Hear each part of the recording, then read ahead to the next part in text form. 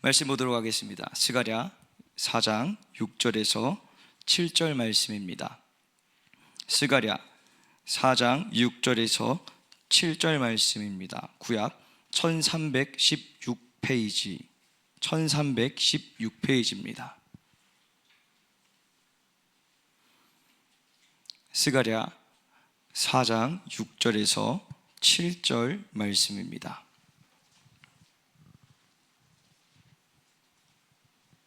짧은 구절이니 우리 합독하도록 하겠습니다. 우리 성경책을 보시고 화면을 보시고 우리 같이 읽도록 하겠습니다. 시작.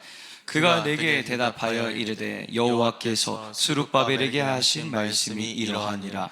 만군의 여호와께서 말씀하시되 이는 힘으로 되지 아니하며 능력으로 되지 아니하고 오직 나의 영으로 되느니라. 큰 산아 내가 무엇이냐. 내가 스룹바벨 앞에서 평지가 되리라. 그가 머릿돌을 내놓을 때에 무리가 외치기를 은총이 그에게 있을지어다 하리라 하셨고. 아멘.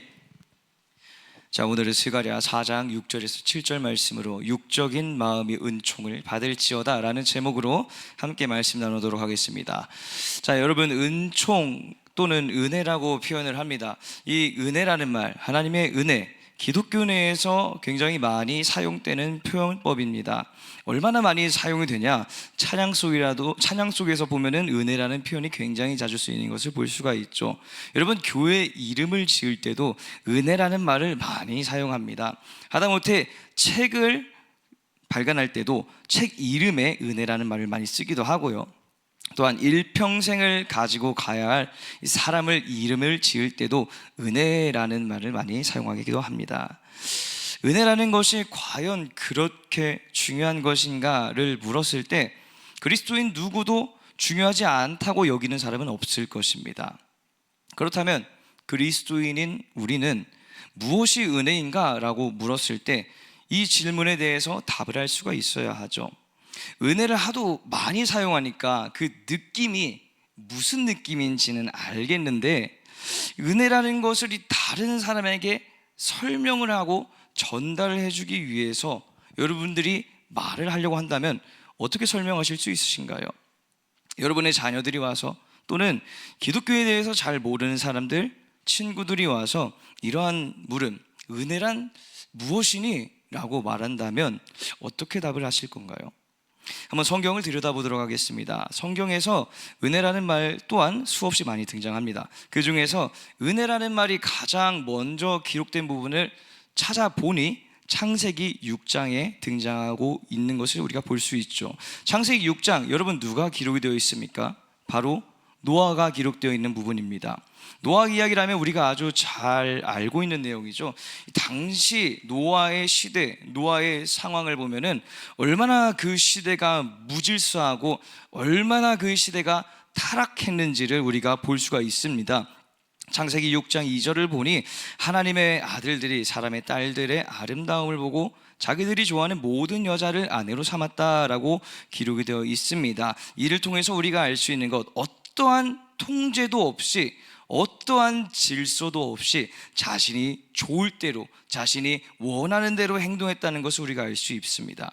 이러한 전체적인 모습을 하나님께서 보시고 뭐라고 말씀하셨는지 5절을 보니 사람의 죄악이 세상에 가득했다라고 말씀하십니다. 사람을 지으신 것을 한탄하셨죠. 그리고 모든 것을 쓸어버리라 하나님께서는 결심을 하셨습니다. 사람뿐만 아니라 하나님께서 창조하신 가축, 기는 것, 공중의 새까지 하나님께서는 모든 것을 멸절하시겠다라고 말씀하십니다. 그러나 8절을 보면은 이렇게 기록이 되어 있죠. 우리 8절 말씀 같이 보도록 하겠습니다. 같이 읽겠습니다. 시작. 그러나 노아는 여호와께 은혜를 입었더라. 아멘. 이 부분 창세기 6장 8절이 성경에서 은혜라는 말이 처음으로 기록된 부분입니다. 그럼 구체적으로 하나님께서 노아에게 베푸신 은혜의 내용은 무엇입니까? 9절 이하의 말씀을 보면요, 하나님께서 노아에게 말씀하시는데 이 세상이 너무나도 부패하였다고 합니다. 그래서 홍수를 일으키시는데 17절에 생명이 있는 모든 육체를 멸절하시겠다, 땅에 있는 것들이 다 죽을 것이다 라고 말씀하십니다. 그러나 노아와 언약을 세우시니 그 내용이 무엇입니까? 모든 것들이 멸절되겠지만 너는 그 중에서 생명을 보존할 것이다. 생명을 보존할 것이다 라고 말하죠. 다시 말해 볼까요? 죽어야 마땅하지만 너는 그 중에서 구원을 받을 것이다.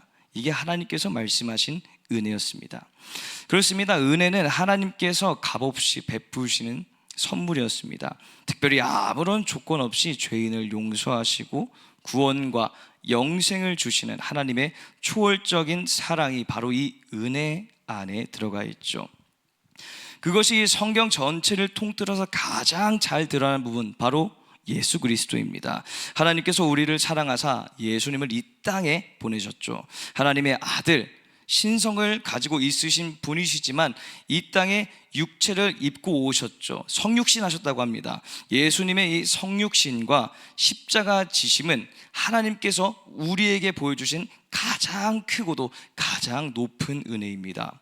로마서 5장 8절을 보면은 하나님께서 예수 그리스도의 십자가 지심을 통해서, 그리고 예수 그리스도의 그 십자가를 통한 죽으심을 통해서 우리를 얼마나 사랑하셨는지 확증하셨다라고 말씀하고 있으십니다.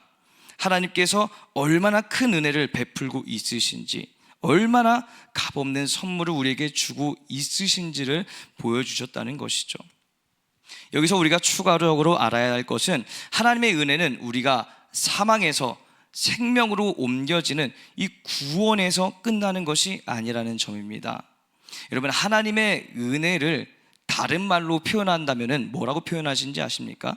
바로 하나님의 일하심으로 표현할 수가 있습니다. 다시 말해서 하나님께서 은혜를 주신다는 것이 죽음에서 구원받았다고 마무리되는 것이 아니라 구원을 받은 이후에도 여전히 하나님의 은혜는 존재한다는 것입니다.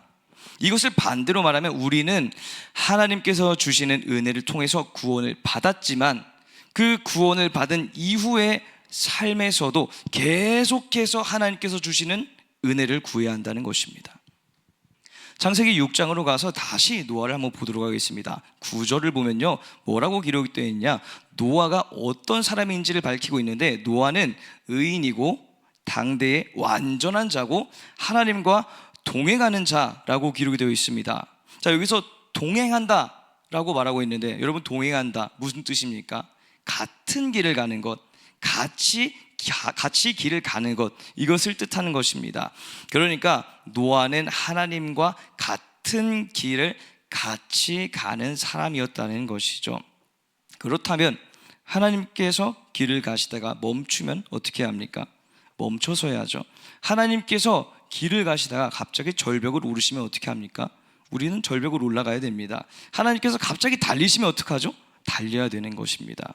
겉으로 보기에는 이 모든 행동이 사람의 행동으로 밖에는 보이지 않지만 사실 그 일들을 행하시는 분은 하나님이신 것이죠. 그러므로 우리는 은혜 아니면 살아갈 수 없음을 고백해야 합니다. 우리의 모든 신앙 활동이 다 하나님의 은혜에서 나오는 것이기 때문입니다. 기도할 수 있는 것, 말씀을 들을 수 있는 것, 찬양을 할 수 있는 것, 서로 모여서 나눔을 할 수 있는 것, 밖에 나가서 불신자들에게 하나님의 복음을 전할 수 있는 것, 이 모든 것이 하나님의 은혜, 즉 하나님의 일하심이 우리의 삶 가운데에서 드러나는 것임을 여러분 아셔야 합니다. 여러분, 하나님과 멀어졌을 때를 한번 생각해 보십시오. 내가 지금 문제 가운데 있어서 어렵고 힘든 상황인데 하나님께서 나를 전혀 도와주시지 않는 것 같다고 생각이 들 때, 하나님 이 상황에서는 날 도와주셔야 되는 거 아닌가요? 하나님 살아계신 건 맞나? 라는 그런 생각이 들면서 하나님의 존재 자체에 의심을 품고 불만을 품습니다. 그런 마음을 가지고, 그런 생각을 가지고 예배 오면 어떻습니까? 평소에 아주 잘 불렀던 찬양들, 평소에 하나님을 높이면서 기도했던 그 기도들, 평소에 주님의 말씀은 생명의 말씀이지 라고 하면서 들었던 그 말씀들이 하나도 들리지가 않습니다. 찬양을 부를 수가 없습니다. 내 입술이 떨어지지 않기 때문이죠. 왜 그렇습니까? 영이 병들었기 때문입니다. 하나님과 붙어있고 하나님의 살아있는 말씀을 들어야 영이 회복되고 치유되며 다시 살아 숨 쉴 수 있고, 그러므로 하나님의 일하심 가운데 우리가 있을 수 있는데, 병들었기 때문에 어디로 가야 치유받을 수 있을지 분별이 안 되고 하나님의 일하심을 우리가 직접적으로 마음 가운데, 삶 가운데 드러내지 못하는 것입니다. 여러분, 그러므로 날마다 성령으로 충만하며 하나님의 은혜로 살아가시는 저와 여러분 되시기를 축복합니다. 하나님이 우리의 마음에 들어왔을 때 우리는 그 하나님의 마음, 하나님의 말씀을 음미하면서 소화시킬 수 있는 기쁨이 우리에게 있어야 합니다. 시편 119편 103절 말씀에 이렇게 기록이 되어 있습니다. 우리 같이 한번 읽어보도록 하겠습니다. 시작. 주의 말씀의 맛이 내게 어찌 그리 단지요 내 입의 꿀보다 더 다나이다. 아멘. 자, 은혜가 날마다 넘치고 하나님의 일하심이 삶 가운데 매일 존재하며 항상 성령 충만하려고 한다면 하나님께서 주신 그 어떠한 말씀도 우리에게 양약이 될 수 있는 것입니다. 여러분, 이것을 기억하십시오. 날마다 하나님을 찬양하며 하나님께 영광 돌리게 하는 그 기쁨, 은혜의 기쁨을 여러분 매일마다 받아 누리시고 하나님의 은혜 가운데 거하시며 매일마다 하나님의 일하심이 여러분의 삶 가운데 드러나기를 축복합니다. 자, 이제 오늘 본문 말씀을 보도록 하겠습니다. 오늘 본문 말씀은 하나님께서 스룹바벨에게 하신 말씀을 기록하고 있습니다. 이 스룹바벨 당시의 배경을 보자면 이스라엘 포로들이 바벨론으로 사로잡혀 갔고 때가 지나서 바벨론이 무너지고 페르시아 제국이 건설됩니다. 페르시아 왕 고레스 1세가 즉위한 후에 그 해에 이스라엘 포로들의 귀환을 명령했고 유다 예루살렘에 가서 성전을 건축하라고 칙령을 내립니다. 그러므로 지도자인 스룹바벨과 제사장 여호수아를 포함해서 페르시아에 나와서 옛 유다 땅으로 돌아가는 그 이스라엘 백성 대략 5만 명 정도가 이스라엘로 다시 향합니다. 예루살렘으로 향하는 것이죠. 유다 땅에 오고 예루살렘에 모인 이 이스라엘 백성들은 비로소 하나님께 번제를 드리며 기쁨으로 예배했습니다. 그리고 2년 뒤 예루살렘에 본격적으로 성전 공사를 시작합니다. 그러나 성전이 지어지는 것이 그 과정 자체가 순탄하진 않았습니다. 왜냐하면 방해꾼들이 존재했기 때문이죠. 유다와 베냐민의 대적들이 듣고 스룹바벨이 온전히 성전을 건축하지 못하도록 막았습니다. 물자 조달을 방해하고 만약 성전이 건축되면 이스라엘 백성들이 더 이상 조공을 바치지 않겠다는 말로 성전의 건축을 계속해서 지연시켰습니다. 결과적으로 이들의 계략은 성공했습니다. 성전 건축은 중단되었고 미완성된 성전의 모습으로 시간은 계속해서 흘렀습니다. 이때 하나님께서 학개와 스가랴를 세우십니다. 그리고 스룹바벨에게 보내셔서 성전 건축을 독려하며 재개하게 하셨습니다. 하나님께서 또한 다리오 왕이 예전 고레스 칙령을 발표한 것을 발견하게 하셨고 성전 건축을 방해하는 요인들을 제거하게 하셨습니다.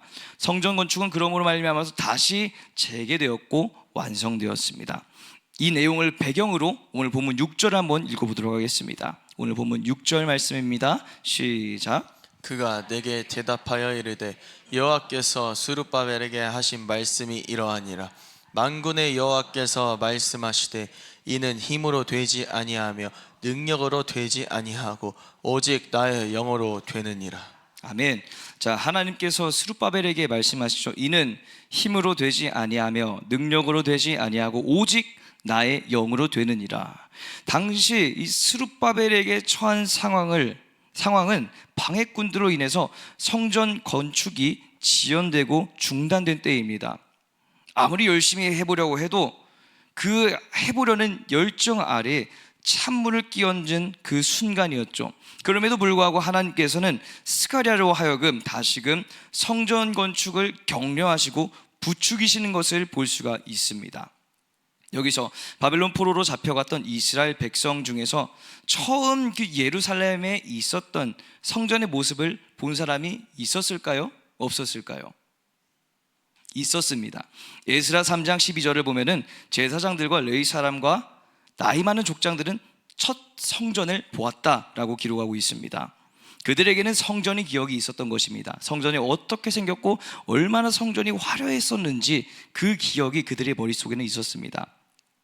물론 이들 중에서는 포로에서 해방된 후 그 무너진 옛 성전터에 성전의 기초 공사를 할 때 대성통곡했던 사람도 있었습니다. 왜냐하면 처음에 지어졌던 그 성전의 모습은 정말로 화려하고 누가 봐도 하나님께서 임재할 것 같은 그런 장소였는데, 지금 지어지는 성전의 모습은 그러한 위엄, 그러한 아름다운 모습은 어디에도 찾아볼 수 없었기 때문입니다.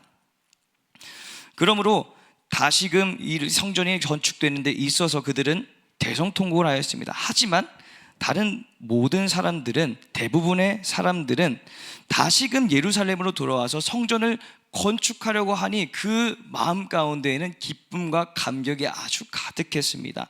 다시금 그 무너졌던 옛 성전터로 돌아와서 하나님께 예배할 수 있다니, 작고 보잘것없어 보이긴 하더라도 이곳은 하나님께서 임하시는 성전이야, 이곳은 우리가 예배할 수 있는 성전이야 라고 하면서 기쁨과 감격으로 그들은 성전의 기초 공사를 시작하게 된 것이죠. 이러한 상황에서 방해꾼들이 성전 공사를 제대로 진행하지 못하도록 방해하기 시작한 것입니다.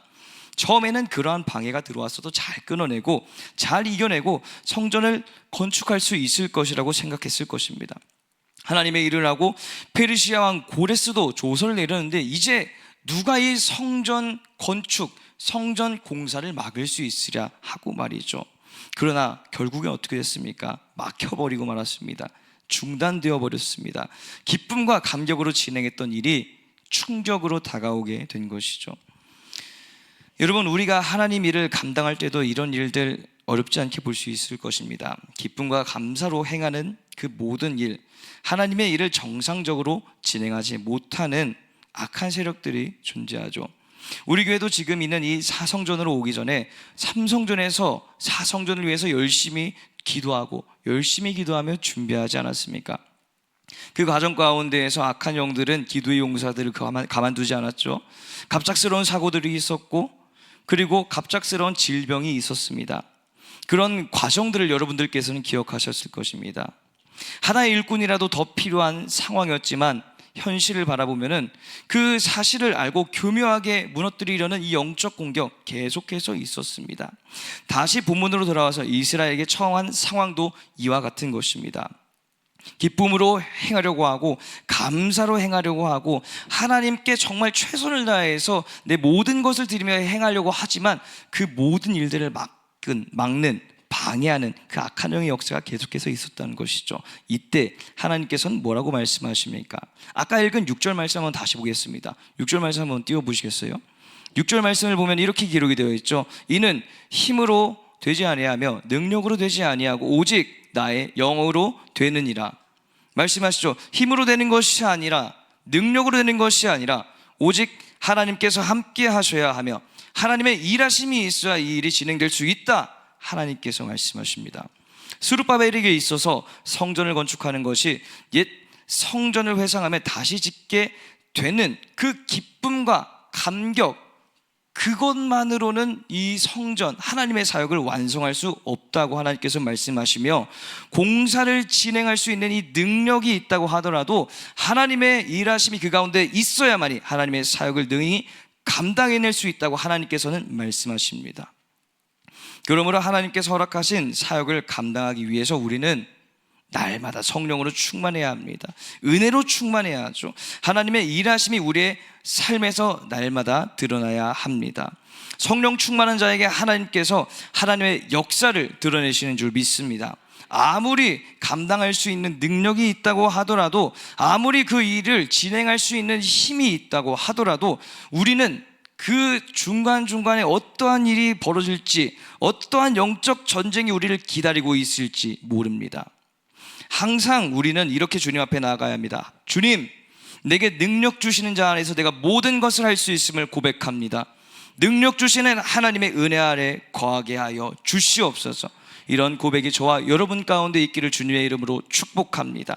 자, 이제 7절 말씀 같이 읽어보도록 하겠습니다. 오늘 본문 7절 말씀입니다. 시작. 큰 산아, 내가 무엇이냐? 내가 스룹바벨 앞에서 평지가 되리라. 그가 머릿돌을 내놓을 때에 무리가 외치기를 은총이 그에게 있을지어다 하리라 하셨고. 아멘. 자, 보십시오. 큰 산아, 내가 무엇이냐? 내가 스룹바벨 앞에서 평지가 되리라. 이것은 6절과 연결된 내용입니다. 오직 하나님의 영을 구하며 성령 충만하고 은혜 충만하여서 하나님의 일하심대로 순종하는 자에게 있어서 어떤 일이 일어나냐? 큰 산아 내가 무엇이냐 하는 선포가 일어나는 것입니다.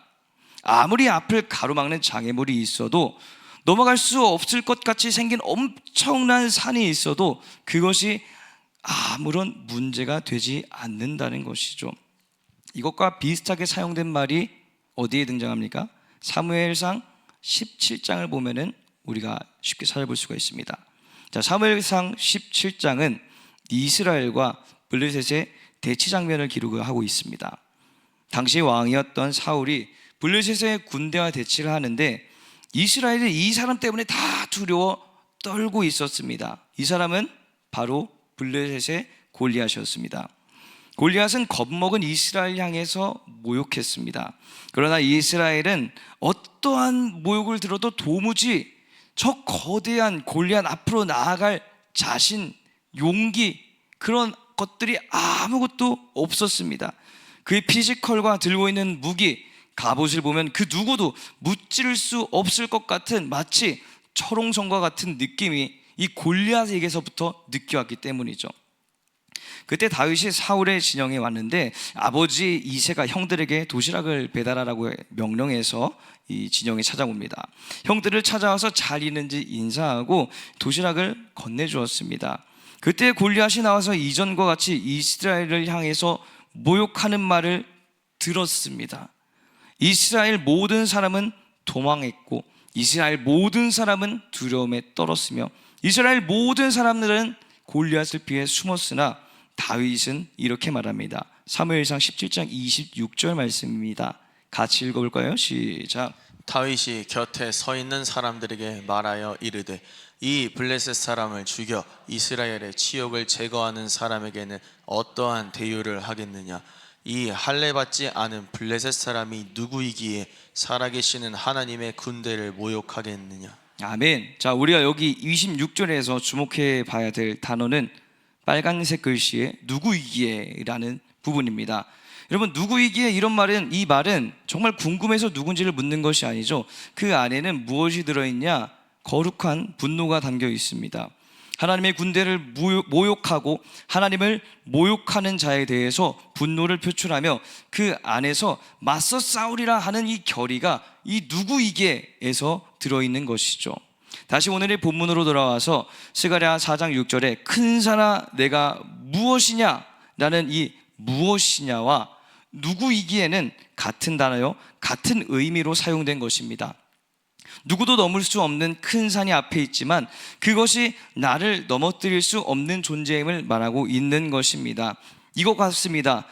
이 사무엘상 17장에 등장한 말, 저 블레셋 사람이 누구이기에 하나님의 군대를 모욕하는가, 이것과 스가랴 4장 7절에 기록되어 있는 큰 산이 무엇이기에 나의 앞을 가로막는가, 이것과 동일한 느낌이라고 보시면 됩니다. 오히려 이 큰 산은 뒤를 보면 뭐라고 나와 있습니까? 내가 스룹바벨 앞에서 평지가 되리라 라고 말하고 있습니다. 아무리 크고 아무리 강한 산이 있어도 그것이 사람의 힘으로 능력으로도 어찌 되지 않을 것 같은 커다란 존재라고 하더라도 하나님의 영이 함께하는 사람에게, 성령으로 충만한 사람에게, 은혜로 충만한 사람에게 큰 산은 평지가 될 줄 믿습니다. 여기서 우리가 한 가지 더 알아야 할 것이 있습니다. 7절을 보면요, 큰 산아 내가 무엇이냐, 내가 스룹바벨 앞에서 평지가 되리라, 이 말씀 우리가 봤죠. 이것은 누가 한 말씀입니까? 하나님의 영으로 충만한 사람이 말하는 것입니까? 아니죠. 이것은 6절에서 연결된 내용입니다. 6절 말씀은 하나님께서 말씀하신 내용입니다. 그러므로 이 7절 큰 산아 내가 무엇이냐, 내가 스룹바벨 앞에서 평지가 되리라, 이 말씀 또한 하나님께서 하신 말씀입니다. 다시 말해서 성령 충만한 자, 은혜 충만한 자는 그들의 삶 가운데 문제와 어려움 같은 큰 산이 있을 때 하나님께서 그의 삶 가운데 선포하신다는 것입니다. 하나님께서 내가 너를 굳세게 하겠다, 내가 너를 붙잡아 주겠다, 너를 가로막고 있는 이 큰 산이 평지가 되게 하겠다, 그러니 너는 아무런 염려하지 말아라. 하나님께서 말씀하신다는 것이죠. 이번에 이 교육부 여름 사역을 준비하고 기도하면서 제 마음 가운데 가장 많이 맴돌았던 성경 구절이 있었습니다. 그것이 바로 오늘 본문이었는데요. 매번 오는 여름 사역이지만 이번에는 좀 더 담대하게 선포하고 싶었던 것 같았습니다. 교육부 중보 기도문을 놓고 다 함께 기도할 때도, 그리고 혼자서 기도할 때도 항상 머릿속에서 같이 맴돌았던 것은 큰 산아 내가 무엇이냐, 내가 내 앞에서 평지가 되리라, 이 말씀이었습니다. 사실 저에게 있어서 지금까지 가장 큰 산은 작년 5월 2주 동안 있었던 일이 저에게 있어서 가장 큰 산이었는데요. 이때가 무슨 일이 있었냐면은 목사님께서 탈장 수술이 있으셨을 때였습니다. 다른 성도님들께서는 목사님의 완전한 회복을 위해서 기도하셨지만 저는 목사님의 완전한 회복과 함께 작전 기도에 들어갔습니다. 하나님, 큰일 났습니다. 목사님께서 2주 동안은 입원하셔야 된다 합니다. 2주 동안 수요 예배와 금요 성령 집회를 제가 인도해야 됩니다. 4번이나 인도해야 됩니다. 월요일 새벽 설교도 있습니다. 하나님, 어떻게 이걸 제가 감당할 수 있겠습니까? 저는 그제서야 세례 요한의 마음을 이해했습니다. 저는 목사님의 신을 들게도 감당하지 못합니다. 우리 목사님 완전하게 회복하시고 빨리 오게 해주세요. 이게 저희 기도 제목이었습니다. 이때가 제가 이 교회에 온 지 9개월 차였기 때문입니다. 감사한 것은요, 하나님께서 이 모든 것을 준비할 수 있게 하셨고 하나님의 말씀을 그 과정 가운데에서, 어려움 가운데에서 선포할 수 있게 하셨습니다. 하나님께서 감당할 수 있는 힘을 허락해 주시고 때에 맞는 지혜를 주셨습니다. 저의 힘만으로는 넘어갈 수 없는 산을 하나님께서는 평지가 되게 하셨습니다. 2주의 기간이 마무리되었을 때 제 입과 제 마음과 제 신앙 가운데 남는 것은 하나님의 은혜였다. 이 모든 것이 하나님의 은혜였다. 잘 넘어갔구나. 이것밖에 없었습니다. 이번 교육부 여름 사역도 마찬가지였습니다. 걱정이 되는 부분 분명히 있었죠. 염려가 되는 부분 분명히 있었죠. 앞으로의 일을 예상할 수 없는 부분들 많이 있었죠. 그러나 하나님께서는 그 모든 과정 가운데 큰 산이 평지가 되리라라는 이 말씀을 허락해 주셨습니다. 그리고 모든 사역 가운데 은혜 충만과 성령 충만할 수 있도록 모든 과정을 하나님께서 역사하셨습니다. 말씀을 정리하겠습니다. 우리가 인생을 살아가는 길은 이 육적인 시선과 마음으로 봤을 때 두려울 수밖에 없습니다. 어떤 일이 우리를 덮칠지 모르고요, 어떠한 사건이 우리 앞을 가로막을지 모릅니다. 힘이 있고 능력이 있어서 이 일을 감당할 수 있겠지 생각하고 행하지만 한계에 마주하는 것처럼 오르고 올라도 도무지 정상에 도달하지 못할 것 같은 큰 산이 있을 수밖에 없습니다. 그럴 때 내게로부터 눈을 들어서 주님을 보기 시작하고 내 마음을 돌이켜서 주님의 마음을 알아갈 때 주님께서 말씀하실 것입니다. 너의 힘, 너의 능력으로 되는 것이 아니라 나의 영으로 일어나갈 것이다. 너에게 있는 큰 산이 내 앞에서 평지가 될 것이다. 여러분, 육적인 마음이 하나님의 은총을 받을 때에 그제서야 하나님의 일하심이 우리 삶 가운데 임하는 줄 믿습니다. 그러므로 기억하십시오, 여러분. 육적인 시선, 육적인 마음으로부터 눈을 들어서 하나님을 바라보십시오. 하나님의 일하심을 보십시오. 하나님의 은혜를 구하십시오. 하나님께서는 구하고자 하는 이에게 주시고 찾고자 하는 이에게 찾게 하시고 두드리고자 하는 이에게는 그 문을 열어주실 줄 믿습니다. 우리 같이 찬양하며 하나님께 나가겠습니다.